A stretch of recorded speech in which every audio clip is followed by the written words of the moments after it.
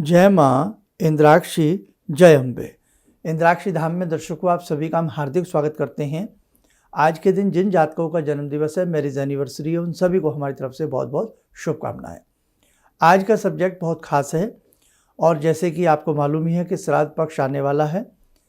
हो सकता है ये वीडियो, ये अंक आप हमारा श्राद्धों में सुन रहे हों या कभी बाद में सुन रहे हों, लेकिन आपके काम आएगा। क्या जो गया जी होकर के आ जाते हैं, वहाँ त्रिपिंडी श्राद्ध कराते हैं या कोई और श्राद्ध पिंडदान आदि कराते हैं या अपने पूर्वजों का श्राद्ध आदि कर करके आ जाते हैं और उनके मन में कई बार ये भावना बन जाती है कि अब हमने गया जी में इनका सब कुछ कर्म कर दिया है, अब हमें करने की आवश्यकता नहीं है।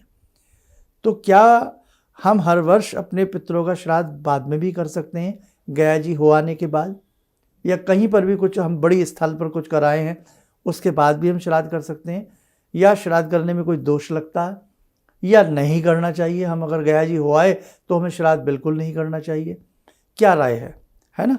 कई बार ऐसे सवाल मन में उठते हैं। कई बार आप सोच लेते हैं अब तो गया जी हो आए, अब तो हमें कोई ज़रूरत ही नहीं है। तो इन सब बातों का जवाब आपको इस अंक में अच्छे तरीके से मिलने वाला है। आप इस अंक को सुनिए, आने वाली अपनी जनरेशन को ये सारी बातें आपको समझानी पड़ेंगी, है ना? तो आइए पहले आज का पंचांग देखें।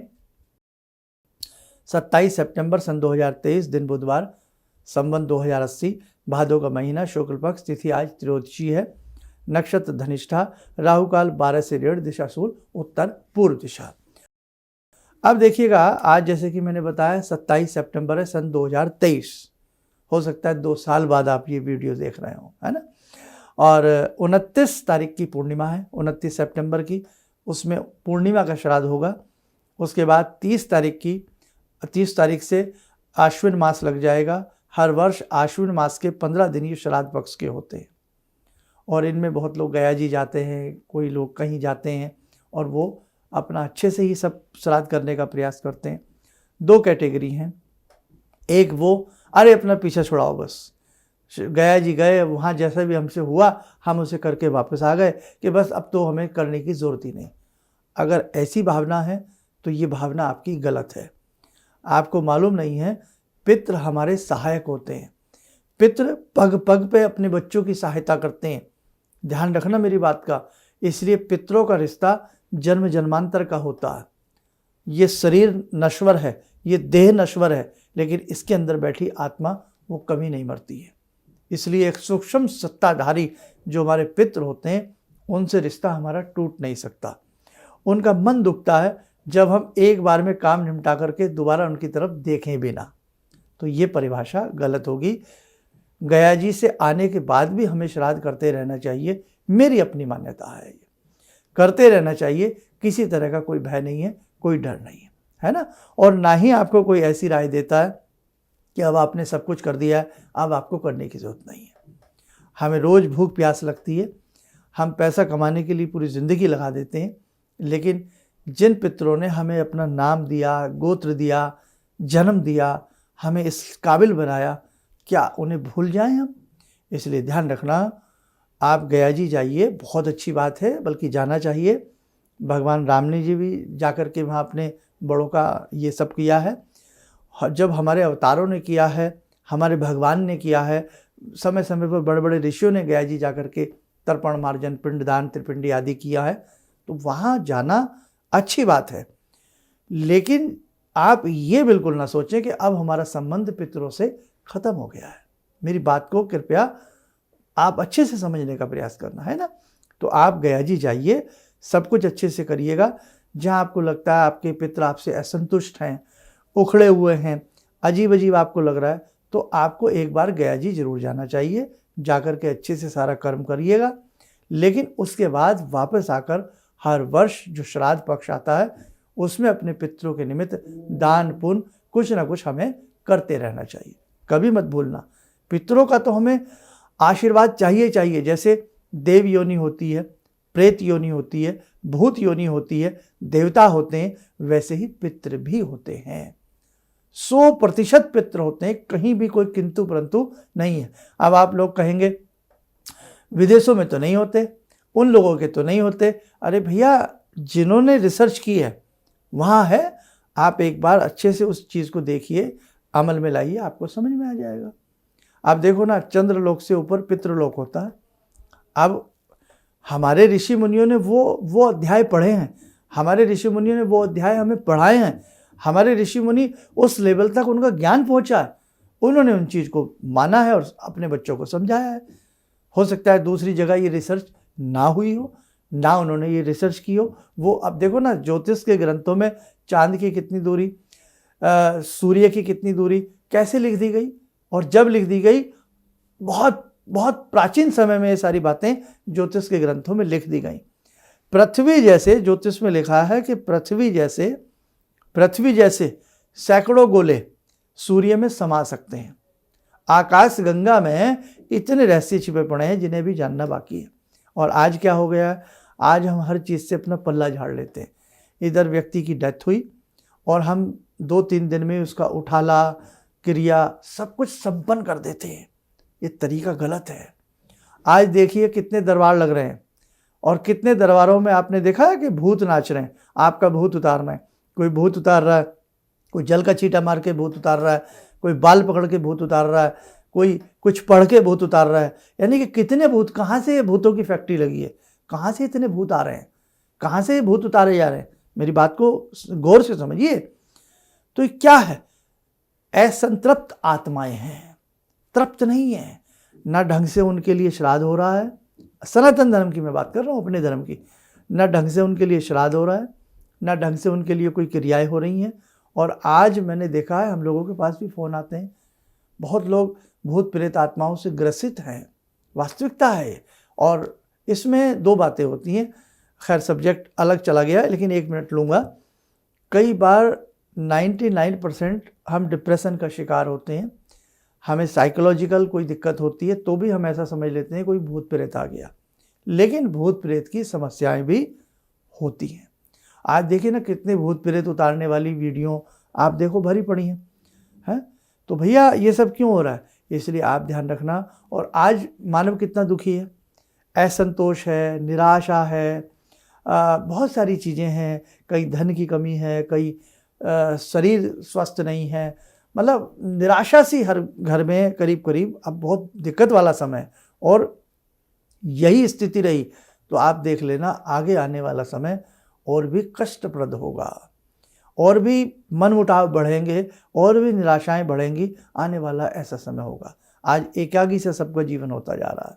इसलिए हम अपने रिश्तों को मधुर से मधुर बनाने का प्रयास करें, चाहे वो किसी इंसान से हों, पशु से हों, मानवता से हों, देश से हों, समाज से हों, और या हमारे पितरों से हों। इसलिए किसी को कभी मत भूलिए, सभी का आदर करिए। और ध्यान रखना, गया जी 100 बार जाइए, लेकिन अपने पितरों को एक बार भी भूलने का प्रयास मत करिएगा, है ना।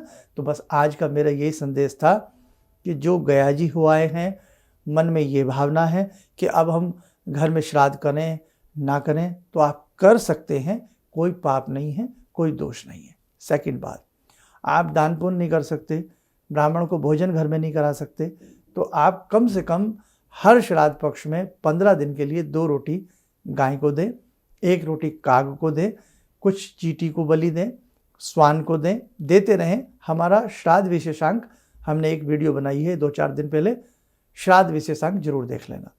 और भी कुछ ना हो तो 1 लोटा जल, थोड़ा उसमें मीठा मिला लें, काला तिल मिला लें, कच्चा दूध मिला लें, और दक्षिण दिशा की तरफ 15 के 15 दिन ओम पितृदेवताभ्यो नमः बोलते हुए जरूर दीजिएगा। आपको सुंदर लाभ की प्राप्ति होगी। ठीक है, तो पितरों से रिश्ता कदापि तोड़ने का प्रयास मत करना।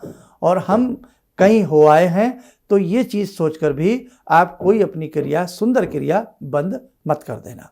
आइए समय और चला आज की ध्यान साधना का जोड़ते हैं जगजननी भगवती दुर्गा से। ॐ सिन्दूरारुणविग्रहां त्रिनयनां माणिक्यमूलस्फुरात् स्तारानायकशेखरं स्मितमुखी भापेन वक्षोरुवां पाणिभ्यामलपूर्णरत्नचषकां रत्नोत्परां बिभ्रति सौम्यां रत्नघटस्थरक्तचरणां ध्यायेत् पराम् अम्बिकां खड्गं चक्रगदेषु चापपरिगान् शूलम्बुसुण्डिं शिरा शङ्खं समदधतीं करे स्त्रीनयनां सर्वाङ्गभूषावृतां नीलासमद्युतिमास्य पाददशकां सेवे महाकालिकां यामास्तो स्वपितैहरो कमलजो हन्तुं मधुं कैटवम् विद्युद्दामसमप्रभां मृगपते स्कन्दस्थितां भीषणां कन्या विहकरवालखेटविलसा धस्ताविरासेवितां हस्तैश्चक्रगदाशिखेटविशिखां चापं गुणं तर्जनीं विप्राणामलिलात्मिकां शशिधरां दुर्गां त्रिनेत्रां भजे। कवच बना लें, ध्यान करें, भगवती का शुभ आशीष हम सबके ऊपर बरस रहा है।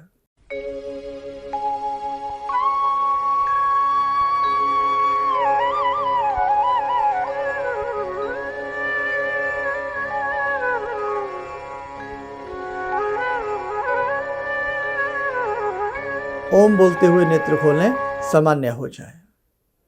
और हाँ, अब एक ध्यान रखना, आप सबके आध्यात्मिक और भौतिक सुख के लिए, निराशाओं को आशाओं में बदलने के लिए, शरीर कष्ट दूर करने के लिए, मानसिक कामनाएं पूर्ण करने के लिए, सुख समृद्धि के लिए और जीवन को आनंदमय बनाने के लिए हम एक बहुत छोटी सी साधना, केवल 24 मिनट की साधना आपसे करवाना चाहते हैं। प्रथम नवरात्र से यह साधना प्रारंभ होगी, यानी कि 15 अक्टूबर से 40 दिन की ये साधना होगी और 24 मिनट आपको उसमें देने होंगे।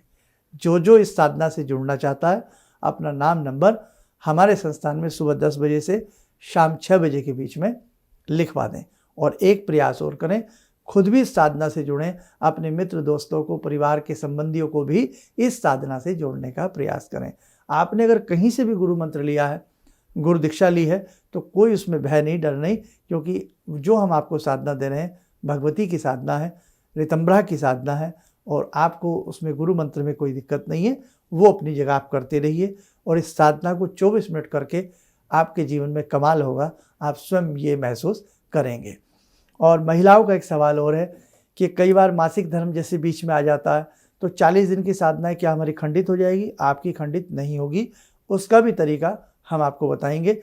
आप जैसे 5 या 6 दिन साधना छोड़ेंगी तो वो दिन आप एक्स्ट्रा कर लेना, ठीक है? तब आपकी साधना खंडित नहीं मानी जाती। इसलिए जगजननी की साधना है, बहुत अच्छी साधना है, आध्यात्मिक और भौतिक प्रगति आपकी इससे होगी। इससे आप जरूर जुड़ने का प्रयास करें। आप स्वस्थ रहें, सुखी रहें। इन्हीं शुभकामनाओं के साथ हम अपनी वाणी को विराम देते हैं। जय जय अम्बे।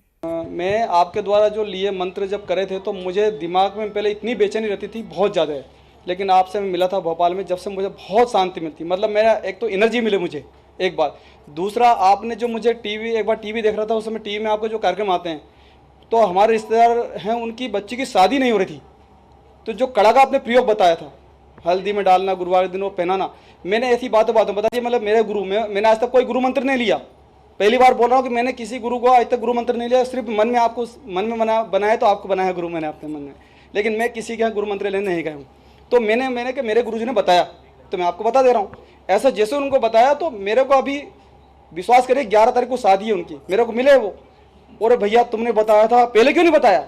मेरे को पहले गुरुजी ने नहीं बताया, मैंने गुरुजी ने बताया, मैंने आपको बता दिया। किसी भी समस्या के समाधान के लिए मिले प्रसिद्ध हस्तरेखा एवं वास्तु विशेषज्ञ प्रोफेसर धर्मेंद्र शर्मा जी से। नोट: शिविर में भाग लेने हेतु एवं व्यक्तिगत रूप से मिलने के लिए कॉल करने का समय सुबह 10 बजे से शाम 6 बजे तक। हमारे विभिन्न ज्ञानवर्धक कार्यक्रम देखने के लिए आप हमें अभी सब्सक्राइब करें, बेल आइकन को प्रेस करें ताकि आप देख सकें हमारा कार्यक्रम सबसे पहले। और अधिक जानकारी के लिए फेसबुक पेज को लाइक करना न भूलें।